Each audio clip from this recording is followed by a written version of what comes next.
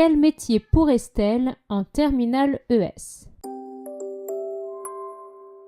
Les clés pour s'orienter. Zoom sur Estelle, une jeune femme passionnée par les langues, actuellement en terminale ES. Son parcours scolaire. Estelle, en terminale ES, aurait adoré faire L.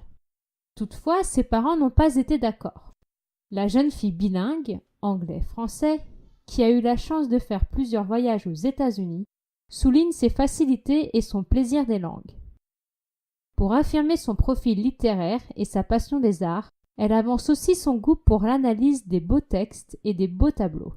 Estelle rechigne à devoir faire des maths, de l'économie et des sciences politiques. Sa seconde n'a pas été brillante, mais elle reconnaît ne pas avoir travaillé, à peine plus de 9 sur 20 de moyenne générale. La première lui a permis de revenir à la moyenne et de confirmer son aisance en anglais, 17 sur 20, et en espagnol, ainsi que ses atouts littéraires. Bonne note en histoire et en français. Elle est remontée à 12 sur 20 de moyenne générale. Pour les épreuves anticipées du bac, elle a décroché un 14 sur 20 à l'oral de français et un 13 sur 20 à l'écrit. Elle a aussi obtenu la moyenne tout pile en sciences et un 13 sur 20 en TPE, travaux personnels encadrés. Si Estelle part avec des points d'avance, elle va toutefois devoir s'accrocher en économie car le coefficient est très élevé pour le bac.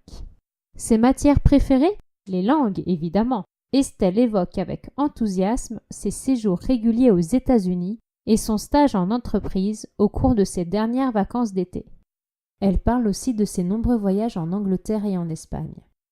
Finalement, elle aime mentionner ses origines italiennes tout en regrettant de ne pas avoir pu faire de l'italien. Sa personnalité. Estelle adore discuter, échanger, convaincre. Elle se sent très à l'aise pour aller vers les autres, estime avoir un très bon contact et précise qu'elle ne veut pas passer sa vie devant un ordinateur. Elle aime aussi chercher, comprendre, apprendre de nouvelles choses, car elle est très curieuse. Sensibilisée au monde de l'art avec un grand-père artiste peintre et un autre adepte de l'opéra, elle a pris des cours de dessin pendant 6 ans et a fait 8 ans de danse classique et moderne. Sa vie, ses passe-temps. La lecture tient une place importante dans la vie d'Estelle. Elle ne peut pas s'endormir sans lire. Elle apprécie les philosophes des Lumières, particulièrement Rousseau, et elle aime aussi la poésie, Rimbaud, Baudelaire, Apollinaire, et les auteurs contemporains comme Éric-Emmanuel Schmitt ou Le Clésio.